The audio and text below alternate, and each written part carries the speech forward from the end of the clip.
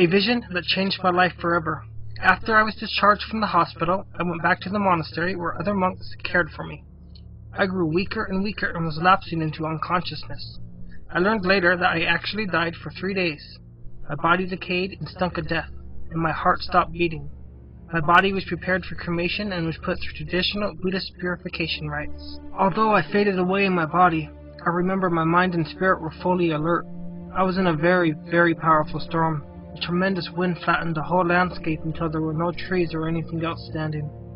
Just a flat plain. I walked very fast along this plain for some time. There was no other people anywhere. I was all alone. After some time I crossed a river. On the other side of the river I saw a terrible, terrible lake of fire. In Buddhism, we do not have a concept of a place like this. At first I was confused and didn't know it was hell, until I saw Yama, the king of hell. His face looked like the face of a lion, his body was like a lion, but the legs were like a naga, serpent spirit. He had a number of horns on his head. His face was very fierce, and I was extremely afraid. Trembling, I asked him his name. He replied, "I am the king of hell, the destroyer." The king of hell told me to look into the lake of fire. I looked and I saw the saffron-colored robes that Buddhist monks wear in Myanmar. I looked closer and I saw the shaven head of a man. When I looked at the man's face, I saw it was Uzadilla Kayarnikan Sayadaw, the famous monk who died in a car accident in 1983. I asked the king of hell why my former leader was confined to this lake of torment. I said, why is he in this lake of fire? He was a very good teacher. He even had a teaching tape called, "Are You a Man or a Dog?" which had helped thousands of people understand that their worth as humans is far greater than the animals. The king of hell replied, yes, he was a good teacher, but he did not believe in Jesus Christ. That's why he is in hell. I was told to look at another person who was in the fire. I saw a man with very long hair wrapped on the left-hand side of his head. He was also wearing a robe. I asked the king of hell, who is this man? He replied, this is the one who worshipped Gautama, Buddha. I was very disturbed to see Gautama in hell. I protested, Gautama had good ethics and good moral character. Why is he suffering in this lake of fire? The king of hell answered me, it doesn't matter how good he was. He's in this place because he did not believe in the eternal God. I then saw another man who looked like he was wearing a soldier's uniform. He had a large wound on his chest. I asked, who is this man? The king of hell said, this is Aung San, the revolutionary leader of Myanmar. I was told Aung San is here because he persecuted and killed Christians, but mostly because he didn't believe in Jesus Christ. In Myanmar, the people have a common saying, soldiers never die, they live on. I was told that the legions of hell have a saying, soldiers never die, but they go to hell forever. Another king of hell then came to me. I also saw a being whose job is to stoke the fires beneath the lake of fire to keep it hot. This being asked me, are you going into the lake of fire too? I replied, no, I am only here to observe. The appearance of this creature stoking the fire was terrifying. He had 10 horns on his head and a spear in his hand that had 7 sharp blades coming from the end. The creature told me, you are right, you came here just to observe. I cannot find your name here. He said, you must now go back the way you came. He pointed me toward the desolate plain that I had first walked along before I came to the lake of fire. I walked a long time until I was bleeding. I was hot and in great pain. Finally, after walking for about 3 hours, I came to a wide road.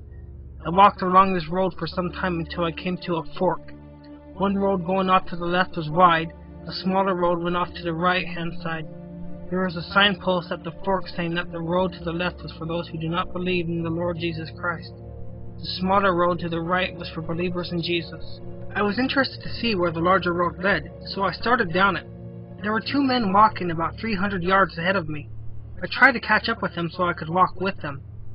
But no matter how hard I tried, I couldn't catch up with them. So I turned around and went back to the fork in the road. I continued to watch these 2 men as they walked down the road away from me. When they reached the end of the road, they were suddenly stabbed.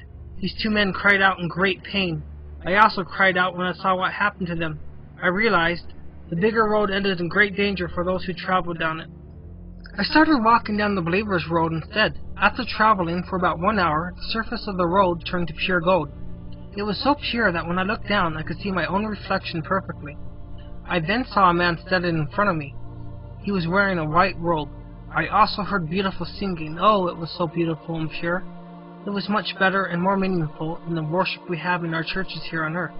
The man in the white robe asked me to walk with him. I asked him, "What is your name?" But he did not answer. After I asked his name 6 times, the man answered, "I am the one who holds the key to heaven." Heaven is a very, very beautiful place. You cannot go there now, but if you follow Jesus Christ, you can go after your life is finished on the earth. The man's name was Peter. Peter then asked me to sit down, and he showed me a place to the north. Peter said, "Look to the north and see God create man." I saw the eternal God from a distance. God spoke to an angel, "Let us make man." The angel pleaded with God and said, "Please don't make man. He will do wrong and will grieve you." But God created a man anyways. God blew on the man, and the man came to life. He gave him the name Adam. Then Peter said, "Now get up and go back to where you came from. Speak to the people who worship Buddha and who worship idols. Tell them they must go to hell if they don't change. Those who build temples and idols will also have to go to hell. Those who give offerings to the monks to earn merit for themselves will go to hell. All those who pray to the monks and call them pra, respectful title for monks, will go to hell. Those who chant and give life to the idols will go to hell. And those who don't believe in Jesus Christ will go to hell." Peter told me to go back to earth and testify about these things I had seen. He also said, "You must speak in your new name. From now on, you are to be called Athet Pyanchantha Palu, Paul who came back to life." I didn't want to go back. I wanted to go to heaven. The angels opened the book. First they looked for the childhood name, Tit Pin, in the book, but they could not find it.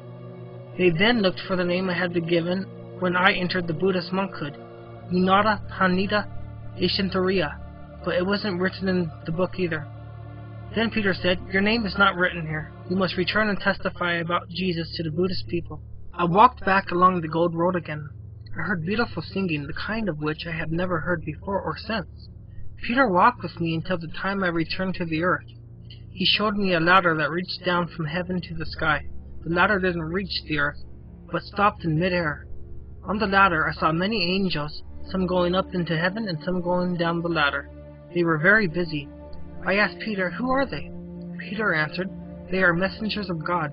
They are reporting to heaven the names of all those who believe in Jesus Christ, and the names of those who don't believe." Peter then told me it was the time to go back. The next thing I was aware of was the sound of weeping. I heard my own mother cry out, "My son, why did you leave us now?"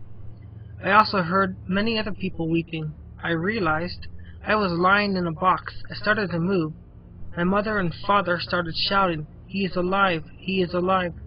Other people who were farther away did not believe my parents. I then placed my hands on the sides of the box and sat upright.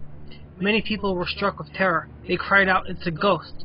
and ran away as fast as their legs could carry them. Those who remained were speechless and trembling. I noticed I was sitting in a smelly liquid and body fluids, enough to fill about 3½ cups. This liquid that had come out of my stomach and my insides while my body was lying in the coffin.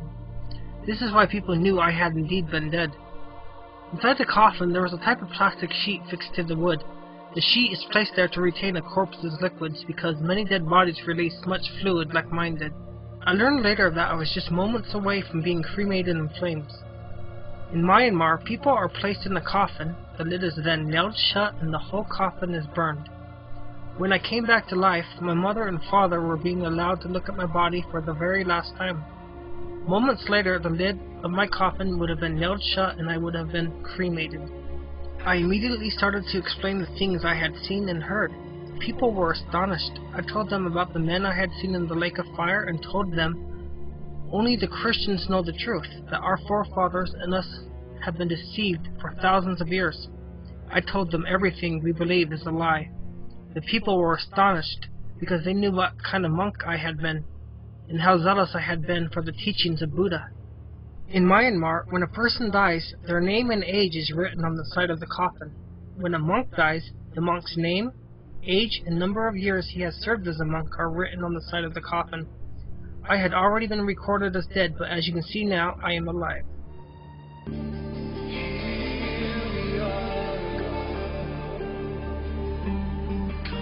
Dear Jesus, I'm a sinner. Forgive me for my sins. I turn my back on my sins, and I renounce every spirit that has me bound.